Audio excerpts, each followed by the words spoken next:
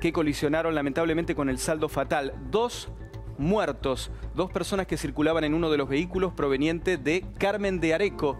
Fíjate, este otro vehículo Peugeot.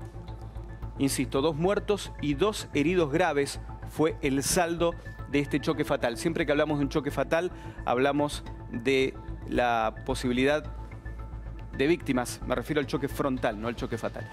Cuando hablamos de un choque frontal, generalmente hay víctimas fatales. ¿Por qué? Por la violencia del impacto, por la fuerza que se opone entre los 2 vehículos. Habrá que ver cuál es la causa de este siniestro. Por lo que se evidencia, estaba complicada la calzada resbaladiza. Aquí se ve la muestra de la frenada, del barro en las llantas de uno de los vehículos. Y bueno, lamentablemente esta tragedia que obligó al corte momentáneo en horas del mediodía de la Ruta 7 a la altura de Carmen de Areco. Muy bien, Juanpi, completísimo como siempre. La seguimos en un ratito y como te contábamos al comienzo del programa, el gobierno anunció una serie de medidas para frenar con la escalada del dólar. De estas medidas vamos a hablar, vamos a desmenuzar una por una con Santiago Bulat, que está aquí, economista. ¿Cómo va, Santiago? Bienvenido. Muchísimas gracias por la invitación. Un placer. Y Esteban Lafuente, que está aquí con nosotros. ¿Cómo estás? Muy bien. Bueno, a ver, Santiago, en primer lugar, preguntarte, ¿llegaron tarde estos anuncios? La verdad que sí, los anuncios lo fueron corriendo de atrás, la verdad, porque el mercado se adelantó mucho a esto.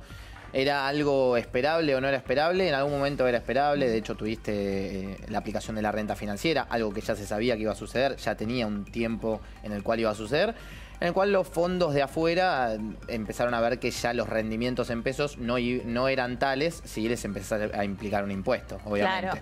Claro. Con lo cual, bueno, empezaron a irse de los pesos, empezaron a irse de los activos que estaban en pesos, que por ejemplo son las LEVAX, que quedaron grabadas entonces por ganancias también. Y evidentemente si vos no subís la tasa de interés, no les estás dando a ellos la retribución que antes sí les estabas dando. No les das el incentivo. No les das ese incentivo. Por eso es que han decidido irse, se fueron al dólar y obviamente esto generó una demanda extraordinaria de dólares, que obviamente en algún punto era predecible. Quizás el volumen asusta y mucho. De hecho, al Banco Central yo creo que lo agarró bastante desprevenido el volumen de la demanda, porque fueron fondos muy grandes los que empezaron a desarmar sus posiciones. Y quizás uno en la primera instancia, cuando el miércoles vendieron 1.471 millones de dólares, uno hubiera pensado, bueno, mantengo el tipo de cambio ahí y listo, porque ya va a ser una vez sola la que vengan a demandar tanto. Claro. Pero la demanda siguió y eso complica un poco las cosas. Ahora, si hablamos de, vos recién mencionabas fondos, ¿quiénes son ¿quién serían los culpables de esta corrida? ¿Son los fondos? No, el culpable de la corrida es el gobierno mismo, o sea, porque te voy a explicar lo siguiente.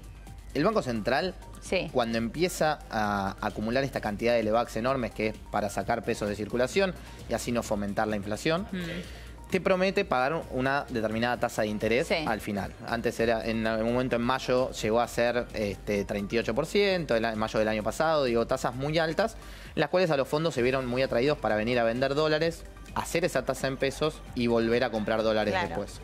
Vos acumulaste 11 puntos del PBI en esa cantidad de letras. Fue una decisión propia de hacerlo para sacar peso de circulación. Hay muchos instrumentos para hacer política monetaria. La decisión del Banco Central fue hacerlo vía LEVAC y acumuló mucha deuda con otros fondos. Del otro lado, ¿cuál fue la contraprestación? Las reservas empezaron a aumentar bastante.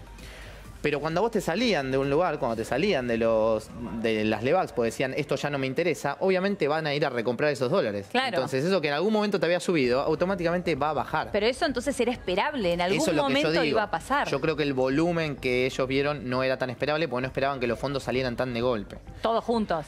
Todos juntos, exactamente. Salieron varios comunicados y varias alertas en el exterior de que empiecen a cerrar posiciones. Cerrar posiciones es lo que se dice a esto de vuelvan al dólar, salgan de las posiciones que tienen en monedas de distintos países, cierren las posiciones de los países emergentes. Y cuando uno tiene tanta cantidad de volumen y tanta plata distribuida en distintos países, los primeros a los cuales vas a sacar son los más riesgosos. Claro. Argentina estaba dentro de los más riesgosos, en conjunto con Turquía, en conjunto con Polonia, con Rusia. Entonces esos países fueron los más afectados y los que más corridas cambiarias tuvieron durante este tiempo. Pero obviamente por la vulnerabilidad que tiene. Digo, tenemos un déficit de cuenta corriente de casi 5 puntos del PBI y tenemos después déficit fiscal sumado a déficit financiero, con lo cual Argentina es uno de los países de los emergentes más frágiles. Ahora, uno de los anuncios que hicieron hoy es la suba de tasas al 40%, ¿no? Sí. ¿Cuánto tiempo se pueden mantener estas tasas tan altas? Bueno, el tiempo que se puede mantener lo van a ir viendo ellos, yo creo. Eso va a depender mucho de cuánto estés incidiendo en el crédito, por ejemplo. Vos venías creciendo con dos sectores que son los que más inversión necesitan, quizás, que uno tiene que ver con el campo, otro tiene que ver con la construcción también. Entonces, esto le pone un poco en jaque, bueno, a cuánto voy a terminar tomando entonces los créditos. Los créditos, si bien se fijan, digo, de acá en adelante un banco ve cuánto te va a cobrar de crédito por la tasa de referencia en algún punto, también ve de adelante qué va a pasar con la inflación. Y las expectativas de inflación estaban creciendo mucho. Entonces, la decisión de subir la tasa es para decir, bueno, miren que la inflación va a bajar, entonces hay de las dos cosas, tanto tenés que mirar qué está pasando con la tasa de los créditos, que hoy va a estar muy alta, efectivamente se va a mover a raíz de esto, pero también qué va a pasar con la tasa de inflación de acá a futuro. Sí. Que en ese contexto hay un dato importante que no es la semana próxima, sino la siguiente, en la dinámica de Levax, se renuevan 680.000 millones de pesos en estas letras, que justamente el movimiento de la tasa de interés hace que resulte atractivo o no para quienes tienen que renovarlas. Claro, o sea que es necesario. Y de alguna manera, si la tasa de interés no estaban en ese nivel, todos esos pesos que no se renovaban iban a estar en el mercado, que pueden ir a dólar u otro tipo de activos, generando tal vez mayor demanda de dólares, salto en el tipo de cambio, mayor inflación. Es como una dinámica, como bien decía Santiago, es parte de la manta corta de este esquema que se armó de acumular Levax para frenar la inflación, pero que en algún punto vuelve cuando tengas que enfrentar ese vencimiento. Porque en algún momento lo van a tener que enfrentar, digo. El punto del gobierno, el del Banco Central propiamente que lo dice, es esto. Primero, en primer lugar, yo estoy acumulando esta cantidad de Levax porque tengo esta cantidad de reservas. Sí. Si no tuviera esta cantidad de reservas, esto evidentemente no se puede hacer. Bien. O sea, a medida que ellos van saliendo, yo les puedo devolver reservas, entonces ese esquema de si ellos quieren dólares, yo les doy dólares. Y la idea de la reducción de tasas, digo, ¿qué vimos desde mayo del año pasado, por ejemplo, cuando la tasa estaba a 38% y de a poquito fue bajando hasta un 27% en diciembre? ¿Qué pasó? El Banco Central lo que quiere hacer es de a poco, a medida que baje la inflación, las expectativas de inflación estaban bajando en el año pasado, y a medida que bajan las expectativas de inflación, lo que vos le tenés que devolver al otro es menos. Claro. ¿Por qué? Porque ya lo que te está pidiendo es una tasa de interés real. O sea, ¿cuánto me vas a dar por encima de la inflación? Si las expectativas de inflación son 5 para el año que viene, la tasa la pueden bajar a 10. Entonces, el esquema que piensa el gobierno es, de a poco voy a poder, esta masa gigante que cree, ir dando cada vez menos tasa de interés y así poder hacer que esa bola sea cada vez menor en el plazo, en el largo tiempo. Lo que pasó en este momento es que las expectativas de inflación subieron. Entonces, lo que vos tenés que pagar es por encima de eso. Entonces, tuvo que poner la tasa en niveles altísimos para que finalmente sea atractivo. Perfecto. A medida que baje la inflación nuevamente, que las expectativas sean menores, va a poder ir bajando de nuevo la tasa de interés, cosa que ahora no lo pudo hacer. No lo puede hacer. Ahora, otro de los puntos es que obligaron a los bancos a desprenderse de dólares. Esa fue la otra medida. Es otra medida que lo que hace es que justamente no solamente los bancos se desprenden de sus dólares, sino que además no van a requerir dólares, porque se tienen que desprender. Sí, igual hay un punto ahí. Ellos tenían un máximo del 30%. Sí. Primero, antes era del 15%. Este propio gobierno lo llevó a que sea un máximo del 30% de la cartera, digamos, en dólares que podían tener. Esto es la cantidad de dólares que puede tener un banco, ¿no? Claro, que sí, básicamente es eso. Del total que tiene, ¿cuánto puede tener en dólares? Claro. Básicamente eso era 15 en un momento, después lo llevaron a 30% del total y ahora lo vuelven a bajar a un 10%, incluso por debajo de ese 15%. Exactamente. Esto que quiere decir que varios bancos se tienen que empezar a desprender de dólares si es que tenían más. Ahora, si suponemos que todos los bancos tenían 30%, estaríamos en 1.800 millones de dólares, más o menos, lo que se tienen que desprender. Sí. Cosa que no está pasando, porque los bancos aproximadamente tenían 15%. Pese a tener el máximo del 30%, no tenían ese 30%. No tenían ese 30%, aproximadamente tenían un 15%. Y a partir de ahí más o menos van a estar desarmando entre 800 millones de dólares aproximadamente, que es lo que son las transacciones que hay en una rueda cambiaria, un día. No es un volumen estrepitoso, pero al Banco Central le ayuda a no tener que hacer estas ventas que tuvo que hacer durante toda la semana pasada. Ahora, también habló del cambio de la meta del déficit fiscal, que pasó a 3 puntos, de 3.2 a 2.7. Sí. ¿Qué significa esto? Bueno, básicamente, yo te comentaba algo que es importante entenderlo también. Los de afuera te dijeron, sacá los fondos de Argentina y de los otros países emergentes y primero sacalos de los países más vulnerables. Es decir, Argentina tiene déficit fuerte, cuenta corriente y fiscal, Eso lo hace más vulnerable. Eso lo hace más vulnerable. ¿Qué te dice Duhovne? Pará, el déficit lo voy a acelerar, no voy a llegar al 3,2, voy a ir por el 2,7%, o sea, el déficit va a ser menor. Vos le estás dando una señal a los fondos de afuera que es, voy a ser cada vez más sólido, no voy a ser de los más vulnerables, sino que mis necesidades de financiamiento van a ser menores porque mis gastos van a cada vez voy a ser más austero en los gastos. Ahora, es una medida, el año pasado, en 2017, la meta era 4,2% de déficit. La meta se sobrecumplió en 0,4 puntos, o sea, quedó en 3,8% del PBI. Para este año, el primer trimestre, la meta trimestral era 0,6% y terminó en 0,3%. ¿Esto qué quiere decir? Que ya la venían sobrecumpliendo. Claro. O sea, lo que hicieron ahora es dar una señal de algo que seguramente ya iba a pasar. Exactamente. Claro. En la agenda. Van a tener que recortar algún que otro gasto seguramente. Si lo recortan en construcción, puede que el crecimiento de la economía... ¿no? Hablaron de entre 1.000 millones de pesos menos en obra pública. Exactamente. Por eso, menor obra pública directamente es menor crecimiento también. Claro. Entonces, ahí tenés dos factores que te juegan, porque acordate que esto es una medición sobre el PBI. Entonces, si el PBI tampoco crece... Claro. Ese ratio no te da tan bien. Pero bueno, lo que están diciendo acá es sincerando que iban a sobrecumplir la meta seguramente y le van a ajustar en alguna tuerca, que en este caso va a ser la obra pública. Este es un mensaje para afuera específicamente. Esto es un mensaje para afuera y también para adentro, digo, porque vos pensás que cómo corre en general el dólar. Cuando los fondos de afuera te meten mucha presión con un tipo de cambio que flota, que puede subir y bajar, como hoy lo vimos bajando, por ejemplo... Los fondos de afuera te meten mucha presión y eso hace que la demanda sea cada vez mayor y que el tipo de cambio pueda subir. Ahora, ¿quiénes se suman cuando el tipo de cambio empieza a subir? Todos los minoristas. Claro. ¿Cuánto va a subir el dólar? Me meto en dólar ahora, me meto en dólar ahora. Y eso te empieza a generar una masa de minoristas, decir cuándo se va a frenar esto. Y sabemos que la inflación tiene una gran correlación con lo que pase con el déficit, porque hay emisión monetaria y demás. Depende, obviamente, con los subsanes y eso, pero... si hay mucha emisión monetaria, obviamente eso te va a generar alguna distorsión en los precios. Y lo que te están diciendo el gobierno es, va a ser cada vez menor lo que vamos a necesitar de financiamiento. Bien. Ahora, que hayan ratificado la meta de inflación, dijo Duhovne, ratificamos la meta de inflación, será el 15% este año, el 10% en el 2019. Cuando todos sabemos que es imposible que se cumpla ese 15%. ¿Vos viste lo que pasó cuando movieron la meta? Sí. Listo, eso te da la pauta de por qué no hacen eso. Pero por más que lo digan y que sepamos que sí, que no se va a poder cumplir, o sea, ¿nos autoengañamos? No entiendo cuál en es algún el punto sentido. lo que hacen es, lo que piensan, estimo yo, no he hablado con ellos particularmente, pero dicen, si vuelvo a mover la meta de inflación, te voy a dar una nueva mala señal. Vos fijate que en diciembre la proyección de inflación para este año estaba en 17,4. Sí. O sea... Vos, la meta para este año era 10, originalmente. Sí, claro, eso es 17,4 antes del cambio de meta. Antes del cambio de meta. Claro, está bien. Cambian la meta y automáticamente las expectativas de inflación se te fueron a 19,4. Con lo cual te dijeron, ya, si me cambias la meta, tanto no te voy a creer porque vas a empezar a relajar algunas otras cosas. ¿Qué te están diciendo desde acá? No voy a relajar la política monetaria, voy a dejar la tasa alta, voy a empezar a sacar peso de la economía, voy a achicar el déficit, o sea...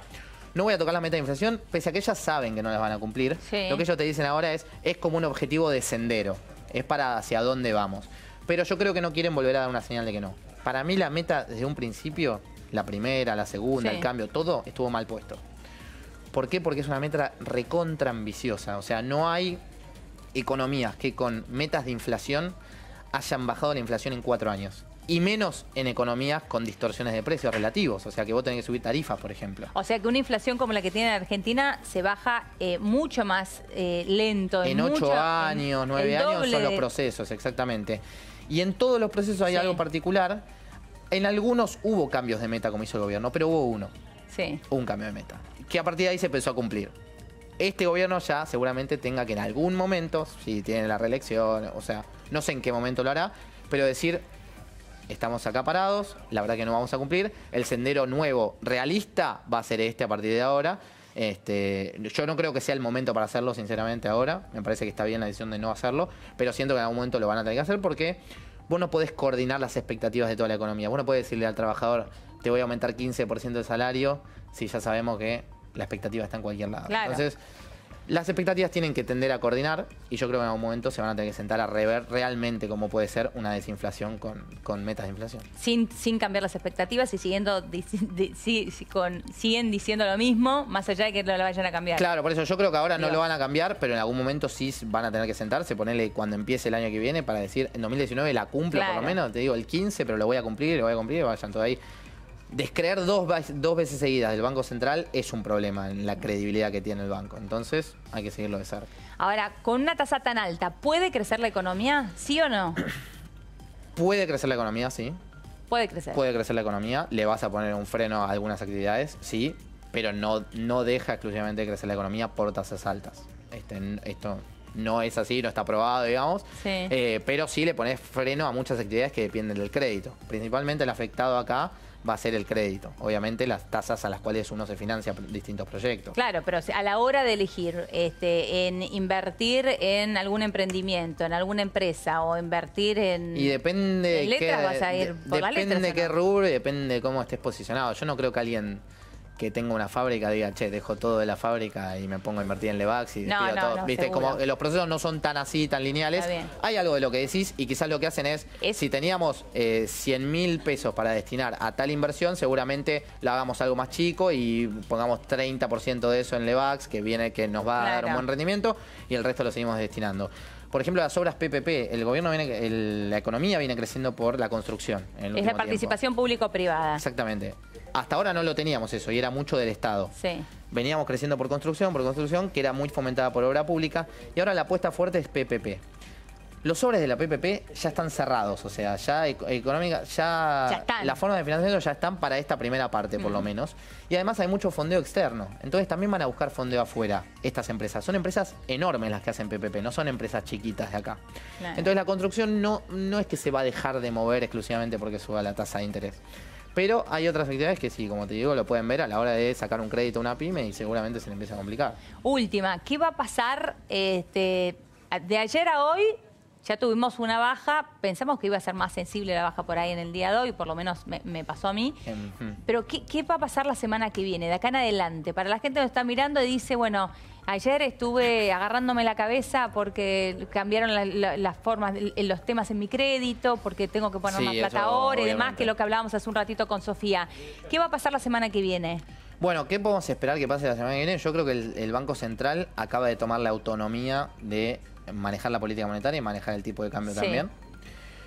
Una devaluación de 8% en un día como lo vimos ayer no existe, no se puede volver a dar. O sea, es algo que no se pueden permitir por temas inflacionarios, por temas de cómo te afecta el bolsillo o por temas de créditos hipotecarios. Algo que empezaron a fomentar mucho, que creció un stock enorme. Si vos generás esa devaluación, automáticamente se traslada a precios. Y para quienes no firmaron, incluso tienen que poner un montón de plata al principio y es insostenible.